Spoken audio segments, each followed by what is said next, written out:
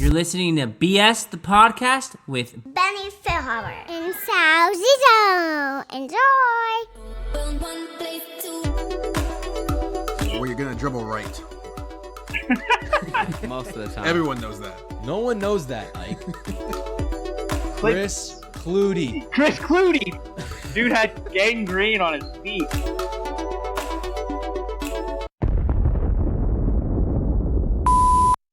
Welcome to BS the Podcast, episode 5.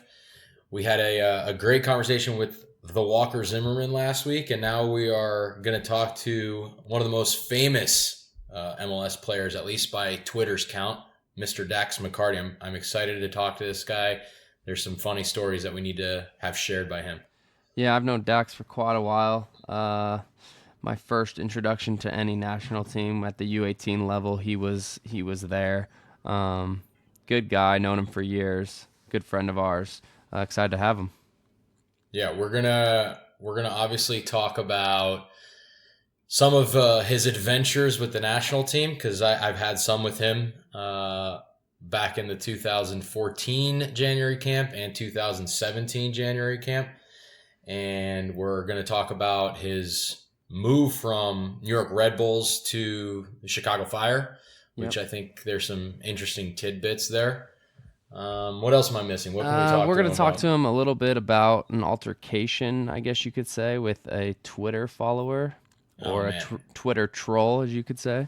Well, this guy has 400,000 Twitter followers plus. So he's bound to have some haters in there. And you know, Dax, he can't let things go. So we're going to ask him about that and see what he has to say. Yeah, I'm excited to talk to him. Should we bring him out? Yeah, let's do it. Let's bring him out. Welcome, Dax, to BS the Podcast. We are so happy to have you. Welcome. Thanks for having me, guys. Huge fan over here. Oh, yeah. Well, we've got thousands of them now. So we're very glad to have you on the show. An old teammate of yours, Sal. Yeah, teammate for quite a while.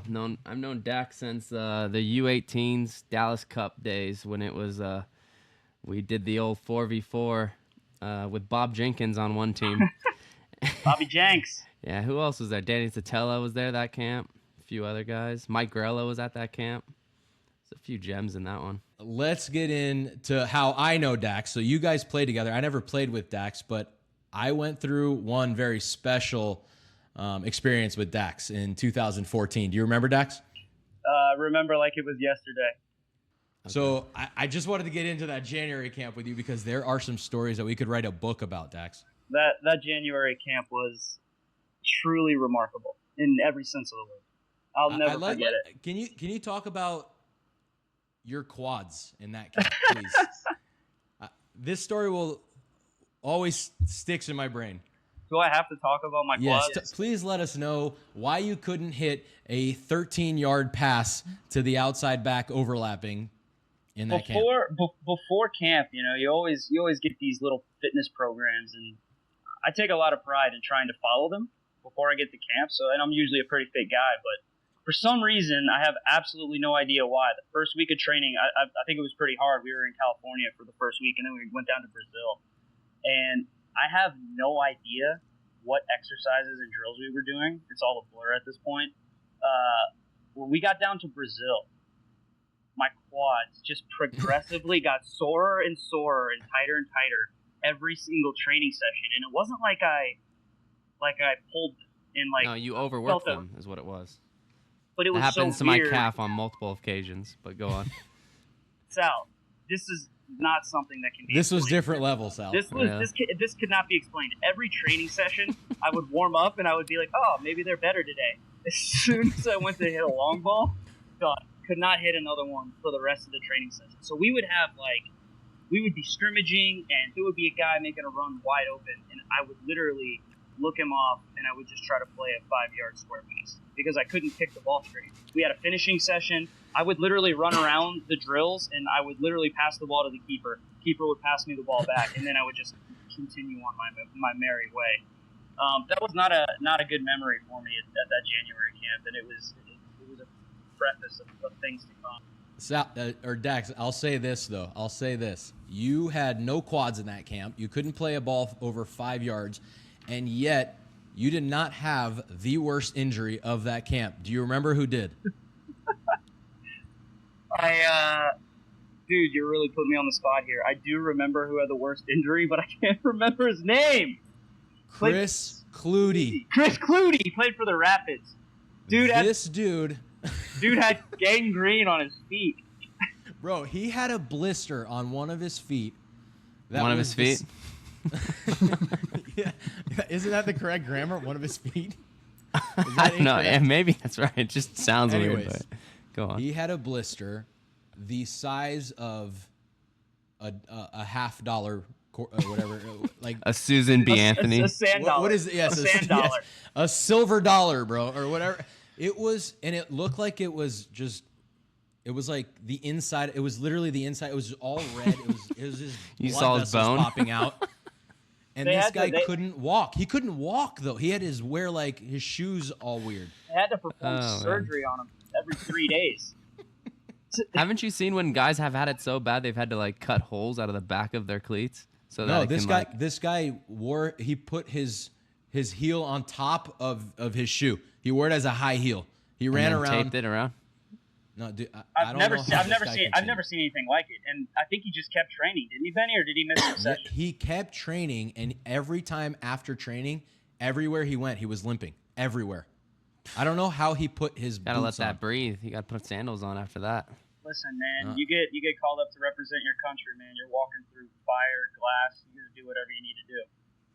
Man, Chris Clute might have walked through fire or glass at that point because his feet were bleeding nonstop. I think walking through fire or glass would have been more comfortable than what he had to deal with. There was pus coming out of his shoes and socks, dude. Speaking of Chris Clute, do we think he recovered from that injury? What's he up to these days? I think that was his last ever camp and soccer appearance. Last anyone's ever seen him.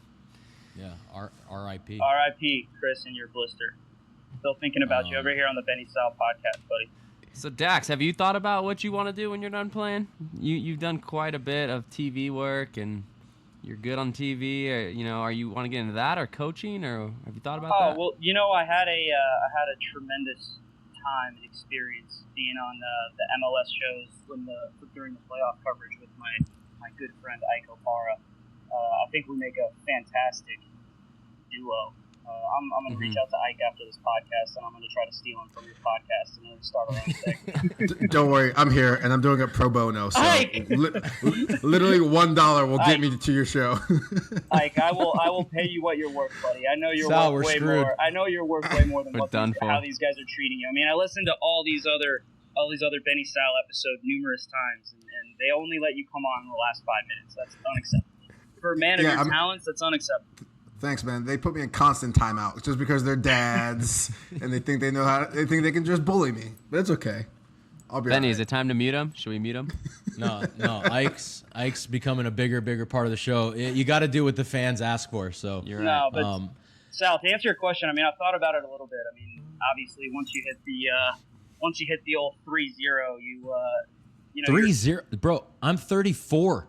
3-0? Yeah, well, that's when you got to start thinking about it, right? It's when you start thinking about it. Yeah. Benny, you started thinking about stuff after soccer then, man. It's when you grow up a little bit, you get a little bit more mature. That hasn't happened with him yet, but yeah. Benny's never going to mature or grow up. No. But for other people, yeah, you got to start thinking about that stuff. And for me, it was it's something I enjoy. I mean, I enjoy talking about the game. I enjoy watching games. I mean, my wife is probably going to kill me because I watch more soccer than spending time with her. So I honestly, I mean, it's something I've thought about. I've thought about coaching. The coaching side of it interests me as well. But I don't know, man. There's something about coaching that I just can't wrap my head around right now. I just don't think I have the temperament for coaching. I think I would storm off the field a little bit too much. I mean, if you can take your Twitter handle as any proof, I think you don't go off the handle very often, which we might get into in a little bit. Sal, did you ever see this conversation that he had? So, just as soccer players, we get told off very often on Twitter and social media for to say the missing least, a goal, yes. Yeah. or some other team hates us, whatever it is, right? Yeah. Usually your Dax own had team, but yeah. a very interesting encounter recently. Did you see that, Sal? No, I actually haven't. So can you explain it to me? All right, Benny, Dax. do you want to preface this, or do you want me to just like dive right in? No, I will preface it just with the fact that somebody was trying to bully Dax a little bit and saying that he's not good at soccer and that he only made it for X, Y, and Z, and most people will just let that go. You know, It is harder than you think, but yeah, most people. You're not would. gonna. You want to say Well, something. You there's also a wanna say very Dax McCarty, Benny. There's a very specific reason why I engaged with this. Minion. And that's what this clown.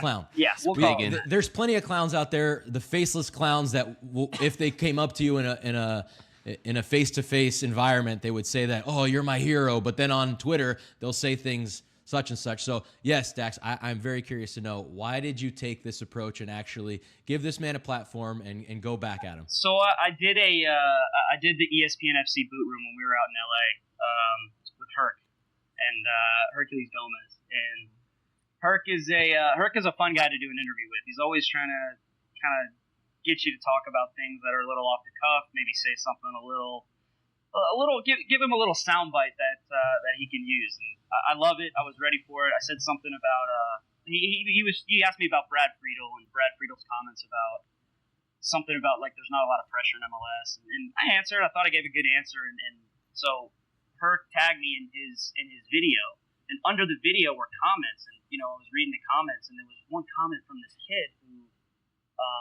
like I said, it was a troll, normal troll, and he got into this little side conversation with another guy, who was a Dax McCarty fan. Thanks, buddy. I don't know your name, but There's a lot of those out there. this other guy was just going in. I mean, he was just going in on me and just, like Benny was saying, Dax sucks. He had every advantage growing up, and his dad basically ran soccer in the state of Florida, and that's why he got all these opportunities that other kids didn't get. And so, honestly, I was just laughing about it for a good while. I went and checked Is this an kid hour in your later. kindergarten class or what? That's He knew the everything that's, about you? that's the funny thing is that this kid, some of the stuff that he was saying, this guy was living rent free in my head for like 2 hours. This guy was just running through my brain. And you guys know, like whenever you make a mistake on the field, something happens. Yeah, you're you your let it harshest go. critic. Wait, right? you are Yeah. your harshest critic, Yeah. but if people talk smack to you on social media, it doesn't matter. It's like, okay, great, I get it. I'm gonna go practice. I'm gonna get better, whatever.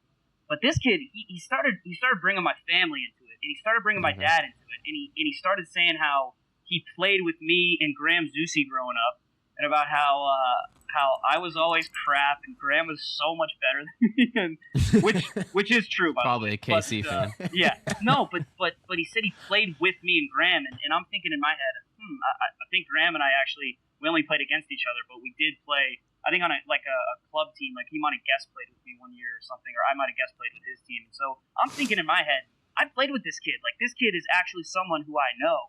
And he brought my dad into it, saying that he went to like some referee course with my dad, and so that's how he knows that youth soccer in Florida is corrupt. And I was just dying laughing. He went to a referee course with my dad, and so that is proof that youth soccer in Florida is corrupt. And I'm just like, this kid is in my head. I'm talking to my wife about it. I'm like, this kid, who is this guy? Who is this guy? I gotta know. So I did what I never do, and I just went off. I engaged Benny, like you said. I gave him a platform. Turned into a pretty fun little back and forth where I offered to go on a podcast with him, and I wanted him to explain to me how my dad, who literally was introduced to the game of soccer when I was probably like 3 or 4 years old, and my dad who played football and baseball and basketball growing up in like the smallest town in Missouri you could imagine, had no idea what soccer was, suddenly was this massive soccer guru, this czar of Central Florida soccer that just has opened all these doors for me, which, thanks, Dad, I appreciate that, by the way. And so I offered for him to go on a podcast. I DM'd him. He's like, listen, man, he's like, I have some pretty crazy views on soccer. I don't know if you want to do this. And I was like, no, I do want to do this. Like, let's go. This is going to be hilarious. Like, I cannot wait for us to solve the corruption of youth soccer in Central Florida. So We need to figure it out. I know, dude. So unfortunately, he told me, I'm like, when can I call you? When can we figure this out? He told me a schedule, and he's this big time New Yorker. I don't know. He works in New York, and so he's He's on Wall Street. He's like, look, I'm only available to talk like after. No, he's like, I'm only available to talk after 7 p.m. And I'm like, well, I'm a new probably father. a real estate agent. Yeah, He sounds like the Winklevi. Yeah, the Winklevi. He's that guy. No, so look, man, the timing hasn't worked out. He's in my mind though. He isn't living rent free in my head anymore. He's long gone, but I do eventually want to catch up with this guy so I can call my dad out for pulling all these favors for me. Dart, if you're listening. Dart, do you listen to Benny South podcast? We'll get you I on hope he does. Dart's the man. Yeah, he is, Thank you, Dart, for being so a anyways, loyal listener. That was that for all the kids out there. Don't engage with Twitter trolls. All right, that's something. Yeah. I don't even regret doing it because it was actually a fun conversation. I actually think it's good every now and then to like give these people a little reality check. I agree. I know you don't want to give them like a platform and all that, but dude, when there's like 30 people messaging you about one thing, it's like, come on. Like, you can only take so much. Dax, I want to get into a little bit more serious question now, because I don't know if people realize the difficulties that there are as a player. And you went through one that was, in my opinion, pretty tough.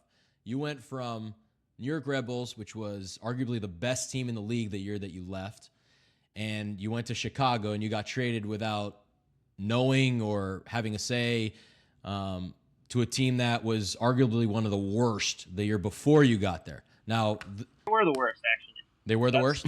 So once you got there, the team improved. That first year, you guys did really well, right? Yeah. Didn't you make the playoffs? We did. That first Made year, the you guys made the playoffs. playoffs. We were. That was the year Nikolic was the leading goal scorer, and Yeah. you guys played really well, and you guys went on a run. But still, when you got traded, you didn't know that was going to happen. Right. And it's a tough situation going from a winning team to what Chicago was the year before you got there. So Right. I'm wondering what went through your head. I know we were actually, I think, in camp together, wasn't it? When we were in camp together. January camp. It was. So this was what 2017. 2000. 16? Yeah, that was. This was before the 2017 going into season. 17. That was the Bruce Arena camp, right? Yeah. Yeah. That was the Bruce camp. So, I mean, what did you go through? I mean, Yeah, man, it was honestly, it was crazier than you guys can even think of. Take out the soccer perspective. I had just gotten married, like 2 days before, and Bruce. I don't know if you remember Benny, but Bruce had actually given me about a week because my wedding was on the 14th, and we didn't That's right. start. We started. You guys started camp, I think, around like the 8th or 9th. So he had given me a few days off, and my wife Jen was so amazing to be like, yeah, you can leave literally the day after we get married to go to January camp, because she knew it meant a lot to me. I mean, obviously this was after Jurgen was fired and Bruce came in, and this was a big deal to me because I, like you, Benny, I felt like I didn't get a lot of opportunities under Jurgen at all. Right. And so it was important to me, and she knew that, and so she let me go. Yeah, it was a clean slate for everybody. Right, as it well. was, and so that was important to me. And so I went to camp, and full disclosure, I mean, I had heard rumblings, Sal, like at the end of the season. I don't know if you remember, Sal, but at the end of that season with Red Bull, I mean, we were so good, and we were so good for like the 2 or 3 years, like when Jesse first got there, and even before Jesse got there, we had won a Supporter Shield in 2013. Yeah. We were just a really good team, and we had, I think we even took it to another level once Jesse got there. So that 2016 season, I mean, it was a really, really tough loss. I believe we got. It was like a funeral in the locker room when it was done. And it was you guys, so. You guys know how end of the seasons go, right? If it ends prematurely and there's a ton of disappointment, you always have a few days to like process it, soak it in. But then what happens is coaches have end of the year meetings with every individual guy, and they tell you where you stand, they tell you what's going to happen. We didn't have any of that. We had a team meeting, and Jesse basically addressed the team and said, "Look, I think we're all trying to process it. We're all upset. Guys, for the most part, kind of know where you stand. If you don't, our doors are open. Come talk to us." It was very laissez-faire, I'll say. It was very casual. Wasn't there also a question whether Jesse would be back? Wasn't that during the offseason where there was thoughts not of so him? much then. No, not so much then. Not so much then. I mean, there were always little rumors floating around. Hey, Yeah. Jesse might go to Leipzig. Hey, Jesse might go to Salzburg. But I don't think that was ever really that realistic at that point. And so after the season was over, I mean, I went and I was talking to Chris Armas, and we had a meeting. I was just speaking with Chris, and we were going over the whole season and just how it was such a tough loss. I mean, you guys have all probably played in games and series where you feel like you do everything right, and like it just won't go your way. It's decided by a few plays, though. Right. That's what I don't get. I mean, you I don't know. You have such a great season, and then it's judged off of one game where maybe the ball just doesn't bounce your way, and then you're gonna like revamp a whole entire team. It's just kind of it's tough. We just could never figure it out, and so it was a tough end of the season. I'm talking to Chris, and we're talking about it. Jesse comes into the office, and Jesse and I have a literal 5-minute conversation. He's like, "Look, there's an expansion draft. I had just re-signed a new contract at the end of 2015. He's like, there's an expansion draft. Obviously, we're protecting you. We're protecting all of our core players. We feel like we're 2 or 3 players away from really making this thing unstoppable, because we were great in the regular season, but we just couldn't get over the hump in the playoffs. And so in my head, I'm going into the offseason thinking, all right, I'm sure there'll be rumors. Another little layer to this is that Tyler Adams was coming up. Obviously, he had a great season with Red Bull 2. Sean Davis had actually filled in for me when I was injured. Ironically, against Chicago, a guy came in and cracked me in the knee, and I was out for like 6 weeks. And so Sean Davis stepped up, played great. The train kept rolling. Sean was a really good player. He's still, obviously, you guys know he's a good player. So, I mean, these were no secrets. We all knew that. And so, end of the season comes around, and I'm thinking in my head, all right, obviously you have me, Sasha, Felipe, a midfield trio that I think had been very good for 2 years, and that was very successful. We were getting a little bit older. We were all making pretty good money. You start to see with the salary cap league how things go. And so you had heard rumors. I had heard rumors from people that me, Sasha, and Felipe were all in the trading block. And I got a complete candor with you guys. I mean, I've never said this before, but in my head, I was thinking if they're going to trade anyone, they're going to trade Felipe before they trade me or Sasha. Which ended up not happening. And also, Dax, and I'll say this for you because I know this firsthand, that Felipe is always a guy that rubs people potentially the wrong way, even within their own team. But he loves you. But he loves you for some reason because for some reason because we speak Portuguese. But I know that even on his own team, there's guys that get rubbed the wrong way with Felipe. So it makes sense that Felipe, out of you, Sasha, and him, would be potentially the guy that would be looked at more. Right. And here's even the funnier thing is that I actually think about that even more. And now it doesn't. I think that my line of thinking was actually wrong because Jesse had actually kind of discovered Felipe. He was playing, I think, in the Swiss League, and then he brought him with him to Montreal. He traded for him when he got to Red Bull. So, maybe my line of thinking was a little bit off and should have said maybe, Felipe's kind of more of Jesse's guy and Sasha's more of Jesse's guy. So it made sense, right? And I get to January camp, and Jesse comes and he meets me in person, tells me I've been traded to Chicago. And the whole time I'm just thinking in my head, this didn't have to go down the way that it went down. I think selfishly, being at Red Bull as long as I was, the things that I had contributed to the club, I wanted to be treated a little bit differently than, say, a second or third year player who was on minimum or a guy that wasn't contributing too much, right? I mean, I don't know. That's maybe have some insight on right, or just ask me, say, hey, listen, we're like, and this is the sad thing is that I thought I had the type of relationship with Jesse where he could have come to me and said, listen, and this is what my preference would have been. And for all, coaches, I understand there's a little bit of discretion they have to use when it comes to moving players. But for Jesse, I felt like he could have come to me and said, look, we are having discussions about possibly trading you. If these are the teams that are interested, what would your preference be? And I would have had an honest conversation with him. And so I told Jesse that after the trade, and his argument was, Dax, I can't do that with every player. It's difficult. Then you feel slighted, and if you don't get traded and come back, you probably are angry. And I said, Jesse, that's not the case at all. I totally understand. I've been in this league for 14 years. I understand how things work here. This is not something that's new to me, right? And so I would respect any decision that you had to make. But if you were going to have 3 or 4 teams interested, at least let me know kind of, and take my advice, my insight as to where I prefer to go. And the ironic thing about that is he did that the next year for Sasha, right? And so, That's right, yep. So I'm assuming he learned from whatever happened with me. So I don't have any ill will towards Jesse in terms of him as a coach. I think he's actually a fantastic coach. He's probably, arguably, the best coach I've ever had, and so I'll never say a bad word about him as a coach, him as a person. Just the way he handled the situation, I've always said I felt like he could have handled it a little bit differently, and that was always tough. Saying that, going to Chicago, obviously it was a little bit of a shock at first, but then I enjoyed the challenge, right? I enjoyed the challenge of going to a team and trying to be a part of like a big turnaround, right? And have them be successful. And obviously that happened in 2017. We've been struggling a little bit the last couple of years, but I think that year in 2017 was a very fun year. It was actually one of the most rewarding years of my career.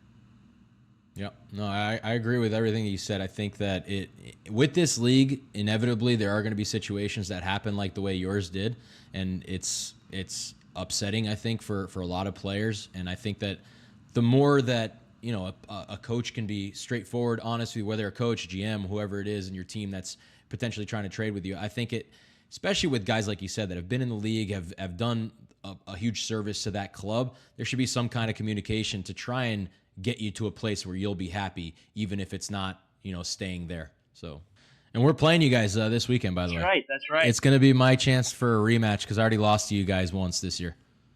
Benny, I think you've lost to everybody this year, if I'm not mistaken. So I find it super interesting that LAFC and Colorado are having like massive like renaissances.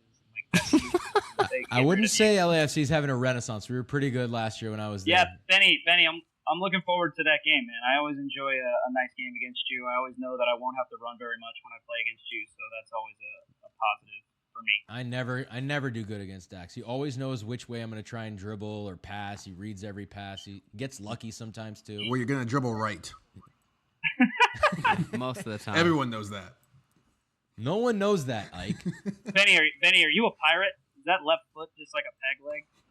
It's worse than a peg leg. It's like not even good for balance anymore. Nino's texting us, guys. He's probably telling us to wrap it up. He's been texting me this whole show. Oh my god, it's been dinging on my computer this whole show. We got to get to Ike's section. Yeah, should we get to it now? That's what everybody's you waiting guys, for. Dude, you guys gotta tell Nino, man, that this show needs to be an hour and a half. All right, we could just talk shop all night. Benny, do we need to ask? We'd lose Dax? 95% of our audience if that was the case. I think. Okay, that's true. Do we need to ask Dax anything controversial? I mean, he's here to Sal, answer do you have us. any the one thing that I'll get back to before we bring Ike in, because I know you're dying to talk about this, Oh boy. is back to 2014 January camp. I know you have something against me in that camp, and go ahead and tell your version of the story. This has to make the cut, Nino. Yeah, I don't actually, care how long this it needs to takes. be told. Yeah, this needs to be told. Can I've heard the can story I- as well. Would you like me to set you up? I'll set Yeah, you up Benny, with this first. Benny, set me up. Go ahead. Okay. We had, like Dax said, a week of training camp in California, a lot of running. We were all dead. Both your quads were exploded. We did VO2 tests, beep tests, every other test you could think of. Which, by the We way, went to- I crushed the VO2. I crushed the VO2 max test, and Landon turned to me and said, "Hey, man, congrats on going to the World Cup in Brazil." You ran twice as long as Luis Gil did, I think, that camp. Anyways, going into then we went to Brazil and we trained there and we played there, and we all knew that our roster, I think, was at, I don't know if it was at 30 and was going to go to 23, or there was like 6 guys that needed to get cut at some point for the game against, I think it was South Korea, correct? Yes. We're all having a good time. No one's been talked about, who's getting cut or whatever. There hasn't been any individual meetings to let us know that we're not going, whatever. And then we have a lunch, I think the second to last day that we're in Brazil. And Jurgen gets up in front of the class there and lets us know, hey guys, big compliments to the group. You guys have all done your best and really absorbed all we gave you, like great sponges. By the way, Benny, you're cut. Seth, you're cut. Chance Myers, you're cut. Chris Clute, take your blister out of here. You're cut. A couple other guys are cut. And we're all staring at each other like I'm pretty no sure. one knows what the hell just happened. I'm pretty sure Jurgen literally just said, "All right, Chris Clute, you're cut. Sporting Kansas City, you're cut." It was literally all Sporting players. Bro, I think it was actually 2 Colorado players and 3 Kansas City players. I think it it was Shane O'Neal. Does that sound right? Yep, Shane. Right, he I was there. believe So five or six guys get cut. That became the most awkward lunch after that announcement. You just I was heard staring at people's faces that silverware clanking the rest of the lunch. yeah, it was terrible. And now I pass it over to you, Dax. You continue with the story. So we're all kind of talking about the way that the cuts had happened, and it was uncomfortable. Benny's room. I don't know who you were rooming with, but it was sporting guys. I was with Seth. I think it was Chance. Yeah, all for some reason, all the sporting guys gravitated towards me. It was weird.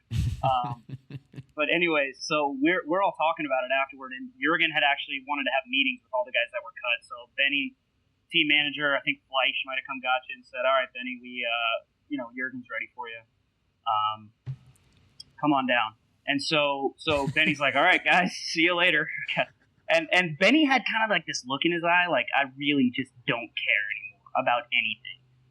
And so he goes down. 45 minutes later, he comes back. He's like, "Yeah, like the meeting, it was terrible. I just basically went off and told Jurgen how I felt and told him that I thought I was good in this camp, and maybe not in this camp, but like a previous that's not camp." true. No, you said, "I think maybe I didn't have my best camp this camp, but I was really good in a prior camp, and you just haven't really given me a full chance with the team. I always get like a 10 minutes here and 20 minutes there and whatever."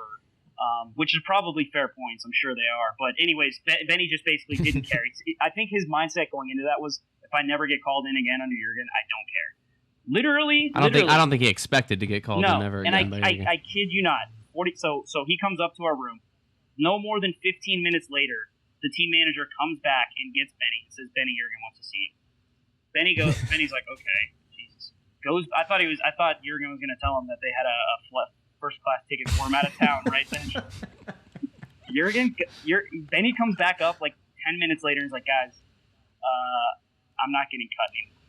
And we're all like, "What?" And he's like, "Yeah, Jurgen said that I made a lot of really good points in my meeting, and yeah, he's keeping me around, and I'm gonna still be a part of the camp and be a part of the game, I think." And we're all just like, and he's paying for me to go to law school after. Yeah. And we're just dying laughing. Like, "Benny, you literally just did a Jedi mind trick on the head coach of the national team. The camp before World Cup. Like, literally." Like, that was before Inception came out. It was so weird. Long story short, we play the rest. We go back to California. We're preparing for the game, and Benny makes the bench. I make the bench. The starters play. I think there were like a friendly. It's like you're only allowed 7 subs, maybe something like that. Jurgen subs in 6 guys. Actually, Benny was one of the first subs to go in and play in center mid, and he subs in a couple other guys, uses the subs. I was actually the only guy that made the bench that didn't play. And so I literally could have gotten a cap under Jurgen, maybe showed us some stuff, maybe scored a goal. Maybe Jurgen would have called me in. Did the goalie play that game? The backup goalie? Oops. The backup goalie? I don't know. No, I don't remember, but Dax was the only field player for sure that didn't get in the game. I was the only field player that didn't get in the game, and so afterward, I mean, it was kind of funny, but it was kind of awkward. I was a little bummed, and Benny comes up to me after the game, and this was amazing. Benny comes up to me after the game, and he goes, "Dude," he goes, "Hey man, I'm really sorry that you're the one that didn't play, and I basically took all your minutes." And it was like, "Yeah, dude, I'll just go F myself over here. It's great." That was amazing. I mean, that was one of the best experiences of my life. Thanks, man. That's a really good story. Benny, sorry about that, Dax. Benny, you still got cut. You did. I got cut and uncut in 20 minutes. And then cut so again. Good. Well, maybe. Yeah. Hey, Benny. The story's better the way Dax told it. Benny, I will say though, I think we always talked about how like we enjoyed playing with each other, like on the national team camps, and like maybe we get a chance in a game to play together, and we actually got a chance to play together in a January camp under Bruce against Jamaica, and we combined for a goal that won the game. So that's one of my fonder memories of playing with you. My best assist in a national team jersey. That was a very nice assist, actually. Not often you get a pass like that from another center midfielder, so thanks, Dax. It's up here, buddy. I think it's time for Ike's interrogation. What do you guys think? All right, let's get to the good part. Hey, Ike, are you ready? I think so. Nino's hope got to so. come up with a better little thing though, like his dun, dun, dun, dun, dun, Like- dun, dun, dun, or whatever he has. Like the Law and Order slam. Oh, I like that would be good. Yeah. I like think it. so. Come All on, right. Ike. Do your All work, right. buddy. It's all right. you. Since you're such a huge fan, I guess you know how this game goes, Dax. Oh, I know. I'm I've been practicing for it. Okay. Do you want me to start you off with a softball, or you want me to come in hot? I like unpredictability, buddy. Just give me anything and everything. Okay. Well, we will warm you up. I like it. We all have our retirement cities in MLS, and by that I mean when you get traded to this city, you would rather retire than play there. So what? we all have them. What would be your MLS retirement city if Chicago traded you today, and you're just not going to go, not moving the family? It's not so much. It's honestly not so much the city as Your reason? Can I guess? Sure. maybe just the team. Can I guess? And you can guess. Yeah, you can guess. Montreal. Sal, can we listen to the answer? I just want. bro? All right, go ahead. So guess every Go team ahead. in the league. Go ahead, buddy. Go ahead.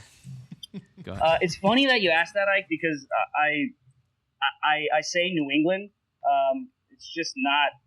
I don't know. It's just not a club that I think registers very high on players' lists of places they want to go. But I will say, now that Bruce is there, I think that could change, and we'll see what Bruce does. And I really enjoyed playing for Bruce, so maybe that'll change. But right now, it's New England. Okay, Nino, we're gonna cut that explanation off. I like New England for your answer, and Benny probably does too. He's probably got some great stories of his time in New England. I think it was a good answer based on my time. Okay, let's do the contrary. If you were to get traded, what team, other than Chicago, obviously, since you love it there, would you love to play for? Oh man, I think that this answer for me is pretty easy, and it's twofold, and it's Orlando for the obvious reason of it's my hometown, but also I think Orlando is in maybe Sasha would say differently, I don't know, but I think Orlando is a team in a city that's just like begging for a winner. They just want a winning team, and Orlando hasn't made the playoffs in any of the seasons that they've been in MLS, and I think that they're very close, and now they have their stadium in a great location downtown. I just think Orlando's a team that's on the rise, and I think it would be cool to finish my career out there at some point. I think that's a good answer as long as you love thunderstorms every afternoon. I love it. Better than snow, buddy. Perfect. Better than snow. You'll love it. You'll love it there then. I did grow up there. Thanks. Yeah.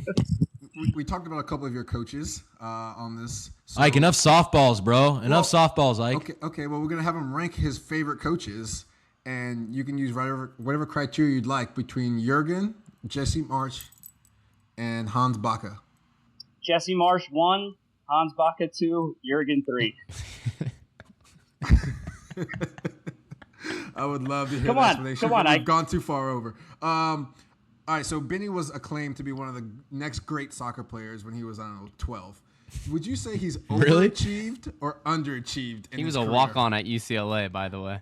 He was a walk-on but at UCLA. Then he so- became this big guy, scored in the Gold Cup. Like, you, in my opinion, you underachieved, Benny, but we'll hear what Dax says.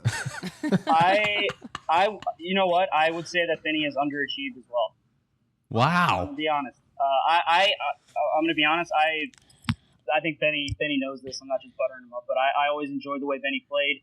I was upset. I was disappointed that Benny he didn't get a little bit more reps in Europe in like either Champions League or Europa League. I'm not sure what it was when Benny was there. It might have been called something different, but I definitely think Benny had the potential to play in a lot of Champions League games and over Europe, and he didn't do that. So Benny, I can't run more than 4 miles in a game. How can I do that, man? Come on. You're a 10. You're a 10. Overachieve. You're underachieved for sure. Well, we could talk about Derby if you'd like. No, we can't go there. We can't go there. Okay, well, we're going to go there with Rafa Marquez. On a scale of 0 to 10, how many cares did he give at Red Bull? Because it had to be negative. Negative 10. Negative 10. Any I funny will stories say- about this guy? I would love to hear. I do have a funny story about Rafa. He one day in training, his kid had come and had come to training with us, and his kid, I think he was like 10 or 11 at the time, and he was out on the field, kind of on the sideline, kicking the ball around, and Rafa was extremely angry at something that happened during 11v11. I think we were trying to build out of the back actually, and we were struggling, and Rafa was just so annoyed. He literally kind of like told the trainers, "Hey, I'm feeling something. I think I'm injured." He goes to the sideline. He takes the ball. He takes his kid. He does like 10 minutes of technical work with his kid. We finish tactical work 11v11. He comes back to play like a little like 6v6 game. Like just comes back on the field after doing some technical work with his kid. And I'm just looking at him like, dude, you really are that guy. You are big. You can't do that unless you're big. And he was just like I said, on a scale from 1 to 10, -10. But Unbelievable. But great guy off the field. Great guy. Yeah, that's what's important. Nice. You can't be like, we've all had those guys terrible on the field and off the field. You gotta at least provide one of the two, preferably both, but at least one of the two. Facts. All right, last question, and we'll just end on the easy one. Biggest regret in your soccer career, professional career? I think my biggest regret in my career was when I was a rookie. And I was playing for FC Dallas. I played all throughout preseason with the first team, and I thought I was I didn't even think I was going to be on the bench for the first game. I thought I was going to be starting for the first game of the season. My rookie year, 2006, before MLS was what it is Before now. iPhones were. Yeah, Sal was still in high school, I think. Yeah. And I ended up not even making the bench for the first game. No explanation from the coach. And I was so pissed. I mean, I was young. I was naive. We had a reserve game the next day, and we were playing a club team, Dallas Texans, who was actually a very good club back in the day. I mean, I'm sure they still are. But I just completely disregarded the game. I mailed it in. I acted like a petty little child. And still to this day, the biggest dressing down I ever got from a coach was from Oscar Pareja, who was our assistant at the time. We lost 3-0 to the Dallas Texans, and he called. He seriously, it was miserable. He called me out in front of the entire team, and he said, "I don't know who you think you are, but you haven't earned anything yet." And that was my biggest regret, was the way that I acted after that, and the way that I acted during that game. But it was also probably one of the best lessons I ever learned as a pro. So, give and a take, but I appreciate Oscar for what he did. Yeah, was the head coach Shellis then? No. I should have brought Shellis into this. If you wanted controversy, you should have brought Shellis into this. But hey, time's up. Well, the old kick in the nuts video he had, I don't think I want it, just in case I ever come across that guy again. Oh my dude, I'm actually very disappointed you didn't bring Shellis up. That guy, wow. Yeah, some great story. I should have asked you about the FC Dallas era with Breck Shea and Perry, and could have got some great stories from you. But maybe next time. Maybe next week. Time's up. Time's up. Sorry. We'll just bring you in that Twitter debate. We'll have Dax on again with his buddy Robbie Freeze or whatever his name. Robbie buddy Seven. Robbie Seven, yeah. Luckily number 11 guy, I think. All right, well, Dax, I think that's all we got for you. I appreciate it, Ike. Great questions as always. Hopefully they hit the MLS soccer website again. Just doing my part, man. Just doing my part. And Dax, we'll let you know when we'll be able to have you back and your buddy once he commits. Please let us know. We'd love to host you guys. Okay. All right, I will, guys. Thanks for having me. It was awesome, and I hope you guys get like 1,100 listens. All right, amazing.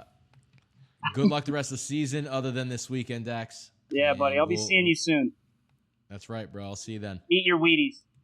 All right, Dax. Later, bud. Well, that was a great interview from Dax McCarty, player of the Chicago Fire. He had a lot to say, Sal. Yeah, he did. We needed the Grammy music at times to cut him off, but he was good. Dax is a good guy. I think he's a fan favorite because he tells it like it is and isn't afraid to. So yeah, no, he definitely told us some extremely interesting stories that I had never heard before. Some of them I was there for, some of them you were there for, and then obviously the ones that nobody was there for. So it's exciting to hear a different story from a different perspective, and so yeah, Dax tells it like it is, and that's why he gets into trouble sometimes on Twitter, but we love it. Yeah, we do. If So that was a good podcast. Shout out to the U.S. women's national team. We're recording this the next day after Dax's interview, so they beat England 2-1, and they're on to the finals. Let's hope for a win. Yeah, we're all cheering you guys on. It was a difficult game today, but they got through it, and they await the winner of, I think it's Netherlands versus Sweden, I believe. And they beat Sweden in the group play, correct? So that should be. I think that would be a fun rematch. We'll see what happens, and we're rooting for you. As always, you can subscribe on Apple Podcasts, DL or stream on TuneIn, YouTube, SoundCloud, Spotify, Google Play. Rate and comment on Instagram and Twitter. We always love to hear from you guys, and our producer Nino is always quick to respond on emails and listen to everybody's opinions. So you can email us on BennySalThePodcast@gmail.com. We really appreciate it, and we'll make this one quick since Dax took all of our airtime today. Thank you, Dax, so much.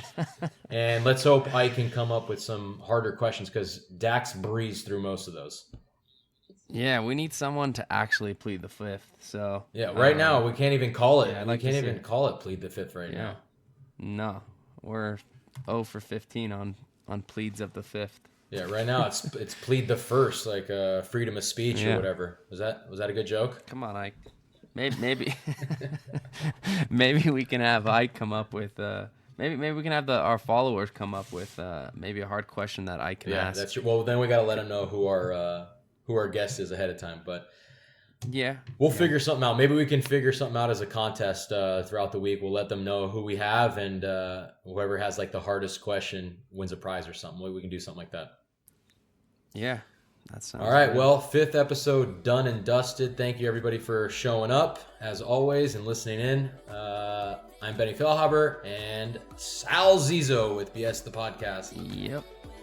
Thanks. Have a good guys. night, Sal.